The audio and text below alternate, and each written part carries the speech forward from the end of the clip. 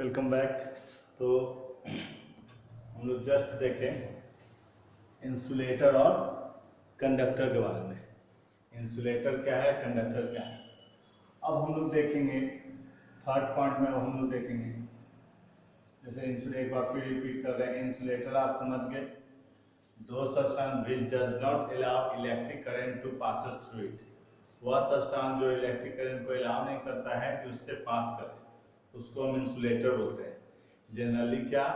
Generally non metal जितने भी वो क्या होते हैं, इंसुलेटर होते हैं, एक्सेप्ट ग्रेफाइट नॉन मेटल होते हुए क्या है, कंडक्टर। और देखिए इंसुलेटर में क्या है, इंसुलेटर में जितने भी उसके इलेक्ट्रॉन्स होते हैं वो टाइटली बॉन्डेड होते हैं, स्ट्रांगली बॉन्डेड होते हैं with their atoms. There is no free और मोबाइल इलेक्ट्रॉन्स। ठीक है, अब मेरी बातों को ध्यान से सुनिएगा और उसको माइंड में सेट कीजिए। चार्ज यहां से मेन हो गया, फिर से स्टार्ट करें, कल हम पढ़ाए थे और फिर से कर दें। चार्ज पॉइंट वाइज बता दे रहे हैं, क्लिप दे करके समझिएगा शॉर्ट में। चार्ज क्या है, जैसे मास है ना, fundamental intrinsic property of any substance, उसी तरह चार्ज भी क्या है, fundamental intrinsic property of any conductor. ठीक है, जो क्या बतलाता है, पहला पॉइंट समझिए। जो दूसरा पॉइंट जो क्या बतलाता है, नंबर ऑफ एक्सेस और डिफिसिट ऑफ इलेक्ट्रॉन्स को बतलाता है। नंबर ऑफ एक्सेस और डिफिसिट ऑफ इलेक्ट्रॉन्स को बतलाता है। ठीक है, पहले तो समझ गए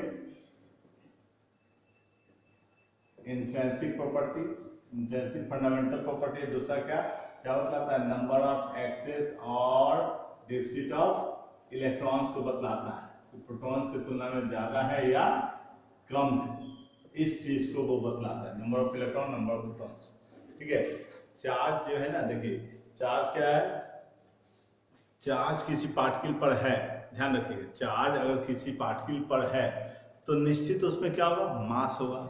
यानी चार्ज जब भी एग्जिस्ट करेगा, तीसरा पॉइंट, चार्ज जैसे मास क्या है, मास कोई भी सब्सटेंस कोई भी पार्टिकल पर इंडिविजुअली एग्जिस्ट कर सकता है। कोई पार्टिकल है तो उसमें मास होगा ही होगा। ठीक है, पार्टिकल है तो चार्ज होगा ही, ये श्योर नहीं है। यानी मास जो है इंडिविजुअली एग्जिस्ट कर सकता है। अब देखिए चार्ज को, अगर पार्टिकल है और उसमें चार्ज है तो उसमें क्या होगा, मास भी होगा, तब ना वो पार्टिकल है। तो मास इंडिविजुअली एग्जिस्ट कर सकता है मगर चार्ज इंडिविजुअली एग्जिस्ट नहीं करता है। चार्ज जब भी होगा तो उसमें क्या होगा, मास भी होगा तब। फिर देखिए बहुत सारे पॉइंट्स पढ़ाएंगे, ध्यान रखिएगा। चार्ज को कैपिटल क्यू या स्मॉल क्यू से डिनोट करते हैं। यूनिट क्या होता है चार्ज का, ध्यान रखिएगा, ऐसा यूनिट है coulomb, capital C. Stat coulomb भी होता है या एड कूलम भी होता है। ठीक है, देखिए ध्यान दीजिएगा, 1 कूलम बराबर 3 × 10⁻, ध्यान दीजिएगा, 1 कूलम बराबर 3 × 10⁻9 स्टेट कूलम, या 1 कूलम बराबर 1/10, 1 कूलम बराबर 1/10 एड कूलम। कन्वर्सन दे रहे हैं कि मान लीजिए अगर आपको कन्वर्सन आ गया तो आप बता सकते हैं। ठीक है, कोई दिक्कत।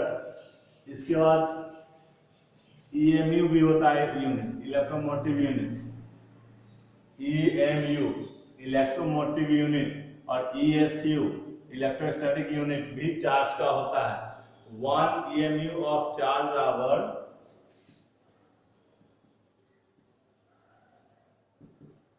1 EMU of charge बराबर 3 × 10⁻10 ESU of charge, 3 × 10⁻10 ESU electrostatic unit of charge.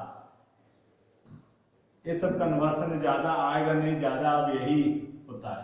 अब यहाँ पर जो हम बता रहे हैं उसको समझिए। फिर से चार्ज की यूनिट आप देखें, फिर से देखिए, चार्ज की यूनिट कूलम, ऐसा यूनिट है, C कैपिटल C सिंबल है। Stat coulomb, ab coulomb, EMU electromotive unit, और ESU इलेक्ट्रोस्टैटिक यूनिट। कुछ भी हो सकता है, ठीक है, कुछ भी दे सकता है। कन्वर्सन आप देख लिए कैसे कन्वर्ट करेंगे। फिर कुछ और एग्जांपल देखिए, अगर ऐसा रहे एम सी यानी क्या 1 माइक्रो कूलम, यानी इसको ऐसे लिखा जाएगा सिंबल में स्मॉल एम सी, यानी क्या 1 मिली कूलम। अभी पहले लिख देते हैं 1 मिली कूलम, यानी 1 × 10⁻³ कूलम। अगर मिली रहेगा तो 10⁻³ से मल्टीप्लाई करके हम लोग कूलम बनाएंगे। 1 माइक्रो कूलम, यानी इस तरह से सिंबल है म्यू सी, यानी 1 × 10⁻6 कूलम। फिर रहेगा 1 nano small N C 1 nano coulomb, 8 nano रहता था। 8 नैनो जब भी रहेगा 10⁻9 से मल्टीप्लाई करके कूलम बनाएंगे। 1 pico coulomb, P C, pico मतलब क्या, पिको जब भी गए कन्वर्ट करेंगे इस तरह से, ठीक है 10⁻12। आई थिंक कि आप देख पा रहे होंगे, क्लियर है। पहले इसको थोड़ा सा देख लीजिए ध्यान से। फिर से चार्ज का यूनिट आप समझ गए, कन्वर्सन समझ गए, मिली माइक्रो रहा जो भी रहा तो आप कन्वर्ट कर लोगे। जो जो बात हम बोल रहे हैं उसको ध्यान से आप समझिए, सुनिए, तब ज्यादा बेहतर होगा। देखिए जैसे एग्जांपल फिर देते हैं 5 म्यू सी, इस तरह से हमको तो कूलम स्टैंडर्ड है, माइक्रो ये म्यू है माइक्रो, इतना करके इसको कन्वर्ट करेंगे। 8 एन सी लिखा हुआ है तो हमको नैनो ना कर, ये नैनो है 9 कर देंगे। मान लीजिए कि आपको रहा 7 पी सी, 7 पिको कूलम, तो हम लोग एनी हाउ कूलम में कन्वर्ट करेंगे। मान 2 एम सी 2 मिली कूलम, तो इस तरह से हम लोग हमेशा कन्वर्ट कर लेंगे चार्ज को। क्लियर है। तो पहले ध्यान से इसको देखिए।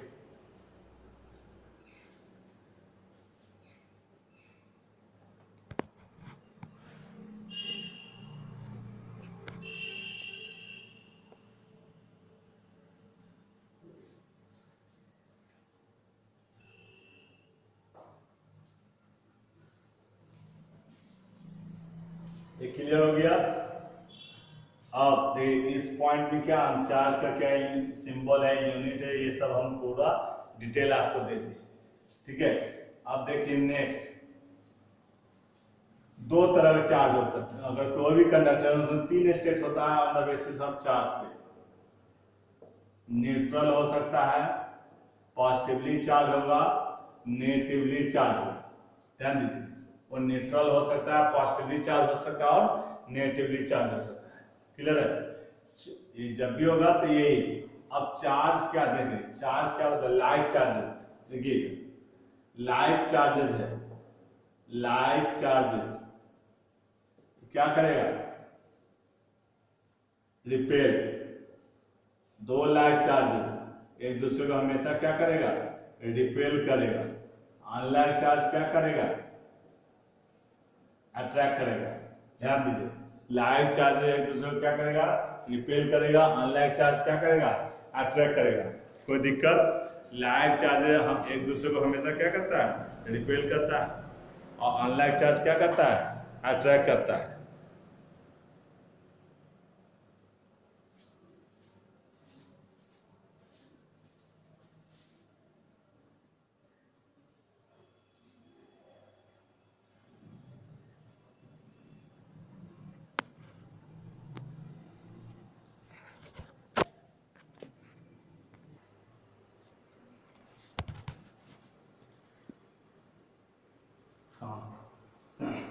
सॉरी कहाँ थे।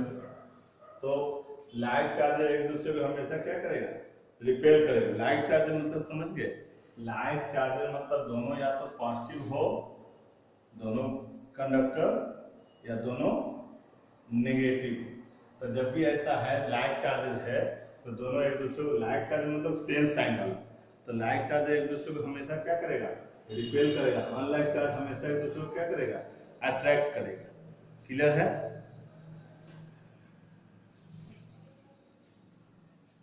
फिर देखिए नेक्स्ट, कभी कभी एक एक्सेप्शनल केस में आएगा जो हम बता रहे हैं, ध्यान दीजिएगा। ये सब डाटा आपको लिख लेना है, आपको लिख लेना है, ये सब ध्यान में रखना है, ये एग्जाम्पल भी समझ लेना है। कभी कभी देखिए आएगा कि भैया लाइक चार्जेस, क्वेश्चन आएगा कि like charges attract each other. Yes, कभी एक एक्सेप्शनल केस है, जिस एक्सेप्शनल केस में लाइक चार्ज क्या करता है, अट्रैक्ट भी करेगा। लाइक चार्जेस क्या करेगा, अट्रैक्ट करेगा। कब, जब उन दोनों चार्ज पार्टिकल में से एक का चार्ज बहुत बड़ा हो, एक बहुत बड़ा चार्ज हो, और दूसरा उसके कंपेयर में बहुत छोटा चार्ज। एक चार्ज बहुत बड़ा हो, दूसरा चार्ज बहुत छोटा हो, तो क्या करेगा, इंडक्शन फिनोमेना या कंडक्शन फिनोमेना के तहत वो एक दूसरे को क्या कर देगा, अट्रैक्ट करेगा। वो एक दूसरे को क्या करेगा, अट्रैक्ट करेगा। क्लियर है? अब देखा, अभी इसको मिटा देते हैं।